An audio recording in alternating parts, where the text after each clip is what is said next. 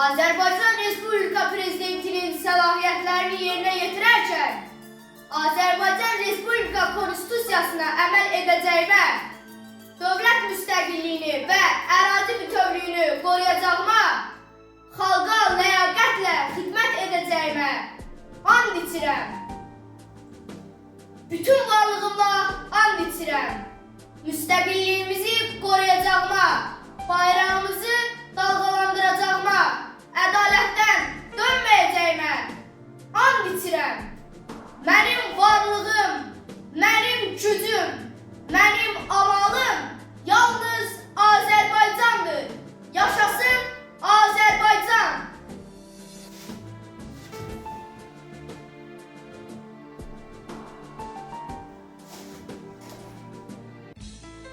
Heydər Əliyev tarixi sınaqlarından keçən və hər sınaqda bitirdiyindən daha çox qazanan əsl liderdir.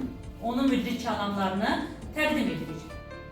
Hər bir insan həyatda öz yerini tapmalıdır. Amma öz yerini özünə məxsus yerdə tapmalıdır.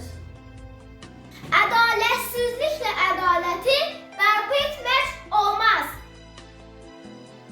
Vətənpərvərlik insanın daxilindəki ruhudur. Xalq dövlət üçün yox, dövlət xalq üçün olmalıdır. Gərək nəbzin vətənin nəbzi ilə vursun. Həqiqəti gizlətmək, həqiqətin üstünü bastırmaq olmaz. Müstəqilliyin əldə olunması nə qədər çətindirsə, onun saxlanması daim